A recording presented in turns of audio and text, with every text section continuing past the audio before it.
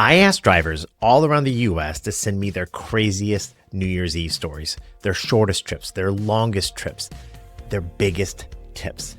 And the winners get $25 each. Hi, my name is Levi Spires. This is the Tip You in the App Daily Drive podcast. In this episode, I'll go over all of the stories, their tips and trips. I'll also go over biggest snowstorm in Syracuse since like 1943 or something like that. And I Uber drove in it. And then I'll answer your questions. For 2026, I want to make Uber driving fun again. When I first started doing it, it was a lot of fun. It was a great side hustle. I started making good money, but then the surges, the bonuses, the quests went away. The market got crowded. I started doing it full time and it became a grind. And with it becoming a grind, it just lost its fun. And I want to bring that fun back for 2026. And the way it became fun for me was challenges, micro challenges. I started challenging myself. What's the biggest tip I can make in a night? What's the shortest trip or the longest trip? And then I started making videos with my friend Zeke. We started doing challenges against each other, and it's made it fun again. I'm starting off this year with a challenge that I did for New Year's. I opened it up to every driver in the US that watched the video, and I said, send me your shortest trip, your longest trip, send me your biggest tip, and your craziest story of New Year's. I'll send you $25 if you're the winner of those things. And so that's what we're going to do. Now, before we go farther, the pot was sweetened by my friend Zeke. I did a live stream and he donated $10 more. So instead of $100 to split 4 ways, I got $110, which means the winner of each one of these segments will get $27.50. I'm going to Venmo them the money. Without further ado, let's go through the list. We'll start off with my favorite, outside of the stories, the shortest trip. I'm always impressed with drivers that can take super short trips and make a lot of money. I got probably 100 submissions for all 4 categories. Aaron in Los Angeles did an 8.85 mile trip for 2 minutes and 46 seconds, made $25. That was 10th place for the shortest trip. 9th, my boy Zeke in Ithaca, where we were driving, 2 minutes and 32 seconds, 1.21 miles for $11.37. Queeb, A-A-Q-U-I-B, if I said that name wrong, sorry. Another 2 minute 32 seconds for 0.63 miles in Venice, California for $12. Jonathan, 2 minutes and 29 seconds, 0.67 miles, Monterey, California, $22.24. Great trip there. Jonathan on New Year's. Max down in Atlanta did a 2 minute and 28 second trip for 0.47 miles, $6.25. Sorry, Max, no tip there, it looks like. Chris, Bozeman, Montana. Yeah, nice. 2 minutes and 21 seconds, 0.65 miles, $20.10. Great trip there.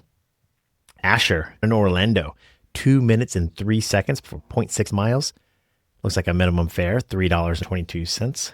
I took a 1 minute, 38 second trip, 0.48 miles for $13.60. Nolan, Stockbridge. I think that's Stockbridge, California. 1 minute and 26 seconds, 0.45 miles for $6.16 on New Year's Eve. The big winner, Aaron, again, out in Los Angeles. Aaron submitted a lot of trips and I was able to go through them all. 1 minute and 13 seconds, 0.08 miles in Los Angeles, $13.79. Aaron, thank you so much. $27.50. I'm going to Venmo you that. That is the shortest trip sent to me. Was one of your trips shorter or longer? Longer, of course. But did anybody have one less than a minute? 1 minute and 13 seconds.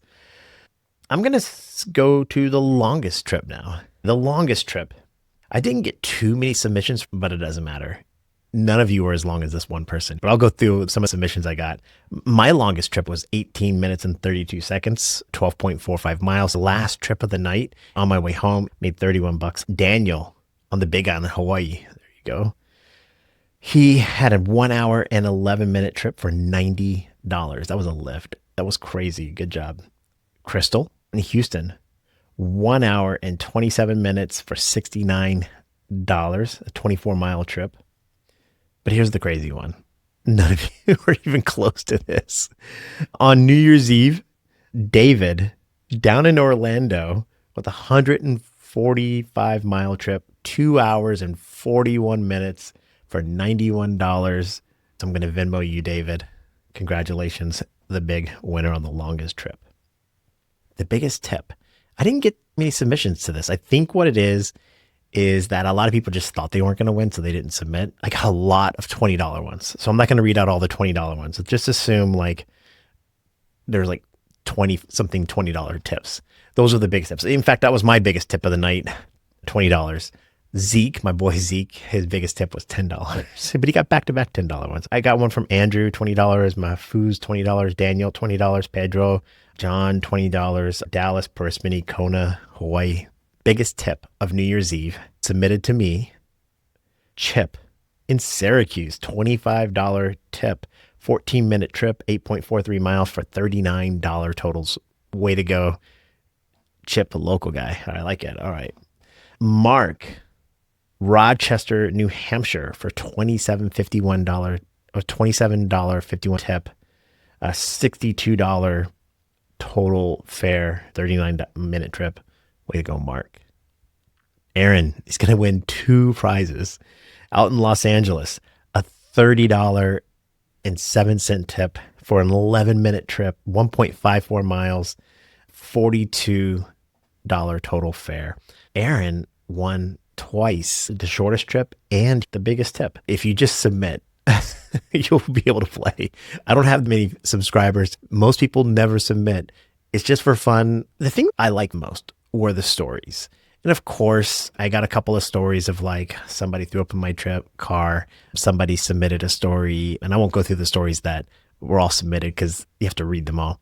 There was, of course, I picked the wrong trip, wrong way. This trip from Brendan was really good. I can't remember where Brendan is. Brendan, shout out to your city. Let me read his message, see if this is the best story of New Year's Eve for you. Hi, Levi. Love what you're doing. I can always take praise. Thank you so much. My shortest ride was 6 minutes. Brendan, it was not even close, but you did make $42, which is pretty awesome.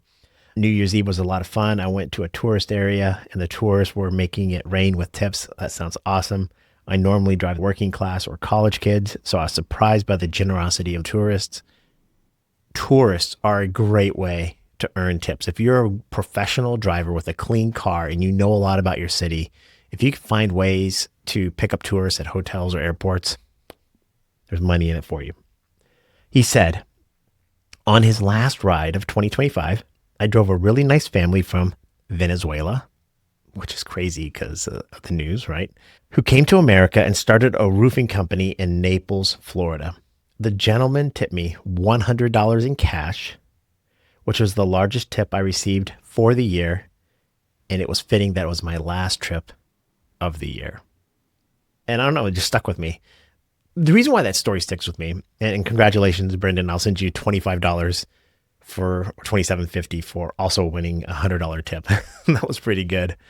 A couple things. I think this idea of somebody coming from Venezuela and starting a company and being successful is an inspiration. I like that, the American story. And then I love the generosity, the idea of like, you know what? Here's $100 cash. Nobody earns a $100 tip. I mean, we get them, and I receive them, and they're great, but we didn't go and do $100 extra work for that one person. They're just being generous, and we should be thankful for that. It's kind of neat that it's Venezuela's in the store and the news and things like that. But I like the idea that it was the last trip of the year. I don't know. Maybe I'm nostalgic or sentimental, but it's kind of like as the year ends, that's the last trip. Now, my last trip of the year was that tragic story where the woman was crying, and right when New Year's hit, she was behind my car trying to get her stuff out of the trunk of my car, and it was really sad. So maybe it just stuck with me that way. Thank you to all of you that submitted your stories. I wish I could read them all. I've got to find a way to do that. But Brendan, your story stuck with me. So there you go. Big winners were Aaron out in LA. He won twice for the shortest trip and the biggest tip. David out in Orlando. He won the longest trip. Oh, Brendan, there you go. You're in. Are you in Pigeon Forge? Is that where you're at? And then Brendan Balliser, he won the Basler. Brendan, yeah, Brendan. If I say that right, he got the story. So there you go. That's how I'm going to spend the. I'm going to split the $110 that way. Again, the goal is just to make Uber fun again. So I'm going to do more of these challenges. And I just really appreciate all of you submitting and sending me your stories and the screenshots. Okay, real quickly, it was a crazy day for me on December 30th. Watch this video right here. The city is struggling to dig out as Syracuse saw the most snow in a single day since 1946, with frigid winds continuing to slam the Great Lakes overnight. As the brutal winter weather slammed Syracuse, more than 24 inches of snow fell Tuesday, its second highest one-day total on record. Just how fast it accumulated, it's a lot to keep up with, especially when it's non-stop's coming down. Blustery winds created blizzard-like conditions along Lake Erie and coated the waterfront in ice. Just outside of Buffalo, this doorbell camera caught the moment a woman was swept away by a powerful gust Monday. And in Massachusetts, wind gusts up to 63 miles an hour down trees and power lines, crashing onto homes and landing on cars. He saw me with the shovel and he's been trying to help me, and he doesn't even have gloves on. Back here in Syracuse, after some digging and pushing, Alexis Sykes was finally on her way. Thank you. Oh, you're welcome. Be careful. Antonio Murillo pushed out several cars Tuesday. I feel like they need some help, so I do whatever I can. Officials here in Syracuse are continuing to tell folks to stay off the roads as that winter storm warning has now been extended through tomorrow. As you can see, we had record snowfall. And that morning, I decided to go out and Uber drive in that record snowfall. It was really hard. It was really hard. And I did get 2 people that tipped me. And I did some crazy trips. It was like basically taking people to and from work. Not people that are critical. I took a guy that works at Chili's to work. He's the prep cook. And I'm thinking, like, is Chili's even going to be open? But the prep cook was there to unload a truck and prep. And he was my biggest tip, by the way. That was really cool. I really appreciate it. But it was really bad. I took one lady to the gym. So she was kind of focusing on her New Year's resolution. And I'm thinking, like, we're out here in this blizzard. We're gonna die. So it was like 2 feet of snow and basically in a couple of hours is what it felt like. The roads were horrendous, and I survived. A couple of quick thoughts about driving in a blizzard here in Syracuse, New York. Number one, it's really not that hard to drive. The only time I was really concerned about safety was going down hills. When you go uphill, you can just gas it and go all the way up a hill. My Prius does amazing in it. The Tesla performed perfect with an all-wheel drive Tesla. Super easy to drive, except for going down hills. Because once you start sliding, it's over. So you have to really strategically think about which hills you want to navigate. As long as you have snow tires, or even in my Tesla, I just have all-season tires, and it worked out just fine. We do a really good job here of cleaning the roads off. It took a couple of hours, but by noon, the roads were perfectly good and drivable. But the thing that kind of stood out to me the most was the passengers. It's like they didn't consider the fact that I was out there driving, risking my life to some extent to drive them around. They still did the same stuff they normally do, like make you wait. I'll give you a good example. I went to go pick up a passenger, and their road hadn't been plowed. So there's literally like 2 feet of snow on the road, and I plow through it, and I pull up to their house, and it took me like 20 minutes to go to them. That was a big surge. It was like a $15 or a $20 surge. So it took some time to navigate to their house. I get to their house, and they're like, I'll be out in a minute.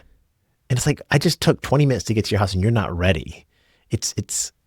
There's that. But the thing that got me was, they're trying to, I don't know, they're taking forever to come out of the house. They come out of the house, and instead of walking to my car, trudging through the snow, which they, with some sort of expediency, they started shoveling their walkway so they didn't have to walk through the snow. And I'm not going to sit there and wait 10 minutes for them to shovel their driveway. It's kind of like, no. So it's just like passengers just see us as public transportation. There's no consideration that we're humans doing extraordinary things, driving through a blizzard to get them to and from their places. Only 2 out of like my 8 morning passengers that morning tipped too. And it was just like, now granted, a lot of the people I was taking to work, they were working, low wage jobs. So I understand that to some extent, but even like $1, like, hey, here's $1. Thank you so much for coming to get me and getting me to work at McDonald's or whatever. Yeah, so that's what it's like driving in a blizzard here in upstate New York, here in Syracuse. Okay. Questions. Chris Pie asked me, do I consider an 18-hour shift safe? So on my New Year's Eve night and day, I drove for 18 hours. And I say 18 hours. That's from the time I left my house to the time I got back home, 18 hours out of the house. But the Uber app limits us to 12 hours of active time. Now, you could sit parked with the app on and not take any rides, and that doesn't really count towards your active time. But if the car is moving and the app is on, it's going to count. I did go out and drive for a couple of hours, but then actually I took a break. I went and charged my car. I took a nap. I went and ate. So it wasn't 18 hours consecutive of me driving. That last 7-8 hour stretch, though, was a grind because it was like from 8 p.m. to like, I don't know, like 2 or 3 a.m. or something like that. It was really tough. And it was, again, it was really bad snow. So as I'm driving home, I can't just put the car in full self-drive and come home. So that last 30 minutes on the road was really tough and I was really tired, but I never felt completely unsafe. Yes, it would be unsafe if I drove for 18 hours straight. That's unhealthy. But between breaks, going to the bathroom, I went to the gym, worked out for 45 minutes. It wasn't like I was 18 hours of driving straight. It was 18 hours of out of the house time. Randy says or asked, will you do a yearly income recap? I don't know. One of the things I struggle when it comes to when we talk about how much money we made is I think it becomes one of those who's better situations, who makes more money. And there are drivers, thousands of them in the US that make more money than me, whether by annualized or per hour, it doesn't really matter. It's like, why does it matter how much money I make? That's the thing that kind of sticks with me is like, whatever number I told you, if it's really high, you're going to be like, I'm lucky. If it's really low relative to you, you're going to be like, well, you're not a good driver. And that's not really the content I want to get into. So what I probably will do is do a year-end recap of level of effort, maybe what I made. I'll definitely do my taxes. I'm in negotiations with a sponsor to do taxes and do a tax video. So I will do something like that, but I don't know if I'm going to actually do like, here's how much money I made, because it just becomes like, I don't know, competition. And that's one of the competitions I don't like because it's not, I don't know why, but it's just, trust me, Randy, you made more money than me. I'll just give you that. How's that? Not that Randy was asking, but yeah. Legend asked me, well, how much in Uber fees do I pay as a driver in 1 year? Well, I don't have this year's number for 2025, but I have 2024 numbers because the taxes were already done there. And passengers paid $88,000 to my trips in 2024. $31,000 of that went to expenses and fees and taxes. And then I earned $56,000 of that. So roughly, I don't know, a little over a third went to Uber, and I got a little over half, give or take.